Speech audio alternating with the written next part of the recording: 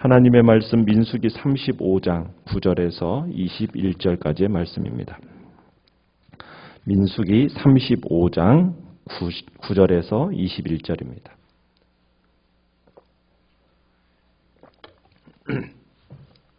민수기 35장 9절 제가 먼저 읽습니다. 여호와께서 또 모세에게 말씀하여 이르시되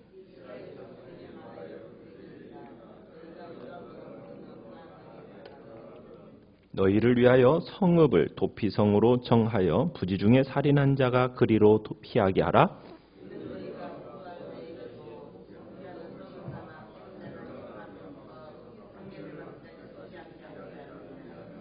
너희가 줄 성읍 중에 6을 도피성이 되게 하되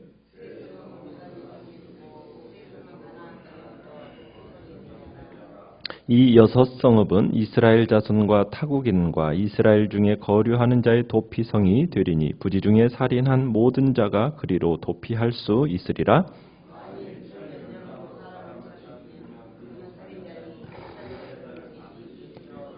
만일 사람을 죽일 만한 돌을 손에 들고 사람을 쳐 죽이면 이는 살인한 자니 그 살인자는 반드시 죽일 것이요.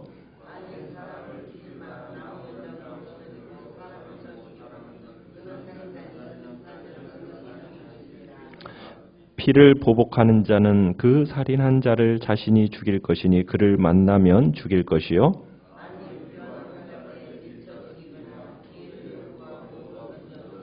같이 읽습니다. 아기를 가지고 손으로 쳐 죽이면 그 친자는 반드시 죽일 것이니 이는 살인하였습니다. 피를 보복하는 자는 살인자를 만나면 죽일 것이니라. 아멘.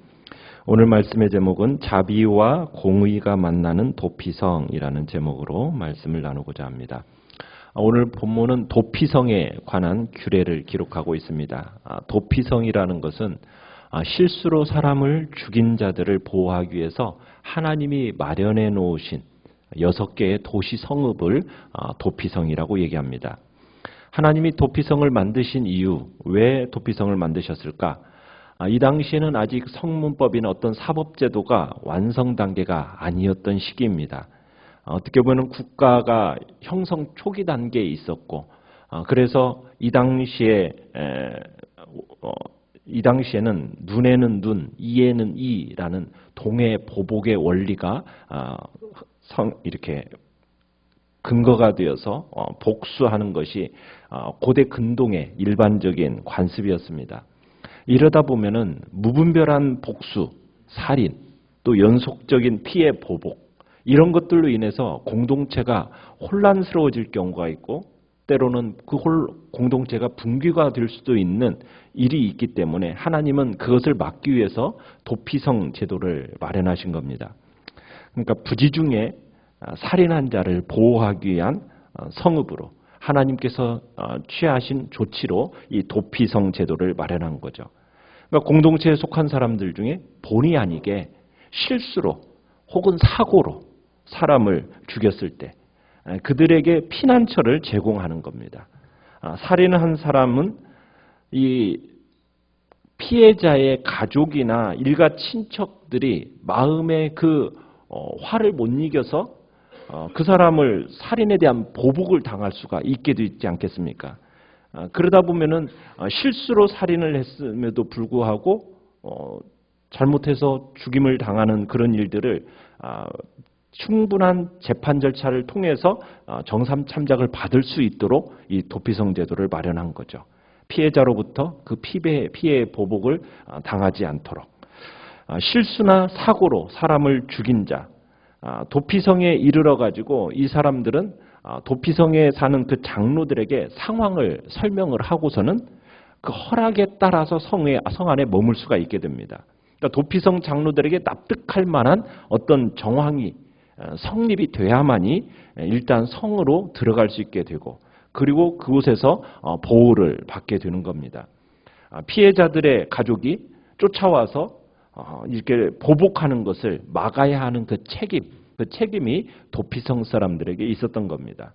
도피성이 이 가해자를 위해 할 수 있는 것은 오직 이제 머무는 동안 그 피해자의 죽음을 보복하려는 자들로부터 보호하는 것. 그것이 이제 도피성의 지금 역할입니다. 도피성은 우리가 13절에 보시면은 총 6개입니다. 그래서 14절에 보면은 요단강 동쪽에 3개, 그 다음에 강 서쪽에 3개를 둬야 됩니다. 그리고 실수로 살인한 자들이 쉽게 도망해서 피할 수 있도록 북부, 중부, 남부 이렇게 해서 하나씩 골고루 그렇게 두게 했습니다. 그러니까 하나님께서는 실수로 살인한 자의 그 생명을 보호하려는 하나님의 어떠한 각별한 이제 보호 조치였던 거죠. 유대 전통에 따르면은 제사장의 임무 가운데 하나가 도피성으로 가는 길목을 잘 닦아 놔야 했다고 그럽니다. 만약 그 길에 장애물이 있어서 죄인이 도피성으로 가는 도중에 잡히게 되면 그 책임을 누구에게 묻냐면 제사장에게 물었다라는 거예요. 그러니까 하나님의 보호하심에 대한 뜻을 잘 이행하기 위해서 만들어 놓은 법이다라고 할 수가 있습니다. 자, 15절을 보시면은 이 도피성 제도는 이스라엘 백성에게만 해당되는 게 아닙니다. 그들 중에 사는 타국인, 이스라엘 중에 거류하는 자, 그러니까 그 이방인들에게도 동일하게 적용되는 법이 바로 이 도피성 제도입니다. 그러니까 이 도피성은 누구에게나 다 연료가 있는 거예요. 그러니까 하나님의 은총은 누구에게나 차별 없이 베풀어지는 은총이라는 것을 볼 수 있습니다. 그러니까 살인을 한 죄인이 이스라엘 백성이 아니라고 해가지고 그냥 죽음의 위협 가운데 내버려두는 분이 아니시라는 것을 보여주는 겁니다. 그러니까 하나님은 이 땅의 모든 사람들의 하나님이시고 그리고 이방인들 역시 하나님의 형상을 입고 있기 때문에 이 땅에 태어난 사람으로서 하나님의 보호하심과 자비와 긍휼을 이렇게 받는 존재라는 것을 우리에게 보여주고 있습니다. 자, 그런데 우리가 11절에 보시면 이렇게 시작을 해요. 너희를 위하여. 이 도피성 제도를 명하시면서 너희를 위하여라는 말을 강조하십니다. 여기서 너희를 위하여 성읍을 도피성으로 정하라. 이 너희를 위하여라 속에는 무슨 얘기가 있냐면 모든 이스라엘 백성 누구를 막론하고 부지 중에 타인을 살인한 자가 될 수 있다라는 의미가 있는 겁니다.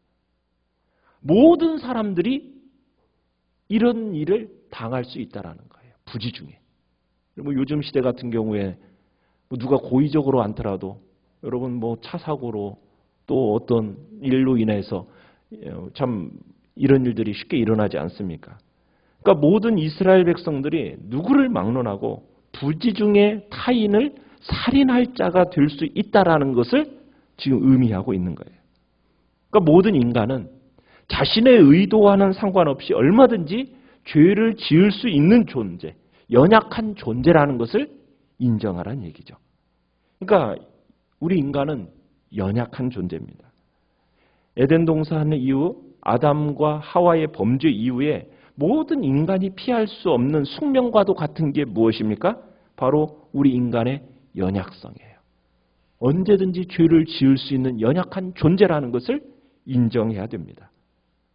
그 연약함 속 때문에 인간 그 누구도 하나님의 영광에 이르지 못하게 되었고 항상 죄악 가운데 살아갈 수밖에 없는 마침내는 피의 보수자가 되신 하나님의 심판을 받을 수밖에 없는 존재라는 사실을 우리는 항상 기억하며 살아가야 되는 겁니다. 멸망받을 수밖에 없는 존재라는 것을 항상 기억하며 살아가야 돼요. 부지 중에 살인한 자가 될 수 있다는 것. 그래서 우리 모두는 뭐가 필요한 존재예요? 도피성이 필요한 존재라는 것을 기억해야 되고 죄인으로서 우리는 반드시 구원이 필요한 존재라는 것을 항상 인식하고 살아가야 되는 겁니다. 죄악된 인간이 구원을 받지 못한다면 그는 이 땅에서 죄악이 주는 그 고통 벗어나지 못할 뿐만 아니라 하나님의 심판으로 인한 영원한 형벌을 면할 수 없다라는 것을 기억해야 되는 겁니다. 그런데 오늘날 많은 사람들이 자신이 죄인이라는 사실, 구원이 절실히 필요하다는 사실을 잘 깨닫지를 못한 채 살아가요. 다른 사람들과 비교하면서 하나님의 절대적인 기준이 아니라 자기 나름대로의 기준을 가지고 다른 인간들과 비교하면서 나는 저 사람보다도 그래도 깨끗하니 의롭다. 나는 법을 어기지 않았으니 그래도 나는 다른 사람보다는 낫다. 그러나 하나님의 앞에서 절대적인 기준 앞에 우리 인간은 자신 있어 할 사람 아무도 없습니다. 항상 우리는 넘어질 수 있고 언제든지 죄 지을 수 있는 연약한 존재라는 것을 항상 기억하며 살아가야 돼요. 함부로 그러기에 죄 지은 사람을 비난할 수 없고요. 함부로 정죄할 수가 없어요. 나도 저런 환경과 저런 상황 속에서 언제든지 넘어질 수 있는 죄인이라는 사실을 인정한다면 우리의 마음에 어떤 생각이 듭니까? 긍휼과 자비의 마음이 생기는 거예요. 그래서 우리는 너희를 위하여, 바로 나를 위하여 이 도피성이 준비되어졌고 예비되어졌구나. 이 바로 정말 그릇된 죄의 인식에 대한 이 비롯된 잘못된 자관을 딱 바로잡고 하나님 앞에서 우리 자신을 발견해야 되는 겁니다. 끊임없이. 그래, 나는 정말 언제든지 죄 지을 수 있는 죄인이고 내게 무엇보다 필요한 것은 도피성이요 구원이다라는 것을 깨달아야 알아야 되는 겁니다. 자, 그런데 도피성에 아무리 피했다 해도요. 죽음을 피할 수 없는 경우가 있어요. 16절부터 21절까지를 보면 고의로 사람을 죽인 이것에 대해서는 구분하고 하나님이 반드시 그에 대한 형벌을 이야기하십니다. 그러니까 의도적으로 사람을 죽인 경우 이런 사람은 도피성의 혜택을 받을 수가 없어요. 의도적으로 사람을 죽인 경우에 대해서 지금 상세하게 기록을 했는데 16절부터 보면 반드시라는 단어를 꼭 거기다 적어놓고 있습니다. 그 살인자를 반드시 죽이라. 반드시 죽여라. 반드시 죽여라. 하면서 16절, 17절, 18절, 21절 반드시 죽이라는 얘기를 써놓고 있어요. 자, 그런데 지금 여기서 고의적으로 사람을 죽이려 했는지 아닌지를 알 수 있는 방법이 뭐라고 지금 얘기하고 있습니까? 뭘로 그 사람을 때렸느냐 이거예요. 그죠? 같은 재질이라도요. 사람을 죽일 만한 것이냐. 고의적으로 살인으로 죽일 만한 것이면 고의적인 살인으로 인정을 했다라는 거예요. 무기를 보면 그 사람의 의도를 알 수 있다라는 거죠. 그런 사람은 용서하지 말고 반드시 죽이라는 거예요. 순간적으로 화가 폭발했어요. 그래서 그냥 아무거나 던졌어요. 근데 죽었다. 자, 그런데 뭘 던졌느냐가 지금 중요한 거다라는 얘기죠. 자, 그래서 여기서 보시면은 지금 무엇을 얘기하고 있습니까? 16절에 보면은 철연장, 17절에 보면 돌, 18절에 보면 죽일 만한 나무 연장. 그러니까 뭘 가지고 그 사람을 때렸느냐는 거예요. 그죠? 쇠붙이를 들었고 어떤 큰 돌을 들었고 사람을 죽일 만한 살인 무기 같은 그런 나무 연장을 들었다. 그러면은 그것은 실수라고 할 수가 없다라는 거죠. 분명히 그 속에는 살인의 의도가 들어있다라는 거예요. 그래서 그 살인과 고의성의 그 과실의 기준을 그 손에 들고 있는 연장을 통해서 보시면서 이제 고의적인 살인자에 대해서는 반드시 죽이라는 말씀을 하고 계세요. 자, 그런데 이제 19절부터 21절에 보시면 만일 어떤 사람이 고의로 살인을 했어요. 자, 그런데 피를 보복하는 사람이 살인한 사람을 도피성으로 피신하기 전에 만난다. 그럼 뭐가 허용이 되었습니까? 그를 죽이는 것이 허용이 됐어요. 여기서 피를 보복하는 자라는 것은 아마 피해자의 가족이겠죠. 그거를 복수를 할 만한 관계에 있는 사람에 대해서 그 살인에 대해서 그 가족에게 주님께서 맡기셨어요. 변명의 여지가 없다라는 거죠. 우리는 여기서 이제 한 가지 보게 되는 게 뭐냐면 도피성을 통해서 부지중의 잘못과 그 다음에 실수로 죄를 범한 사람은 보호하시지만 고의로 죄를 범한 사람에 대해서는 반드시 처벌하시는 하나님을 보게 돼요.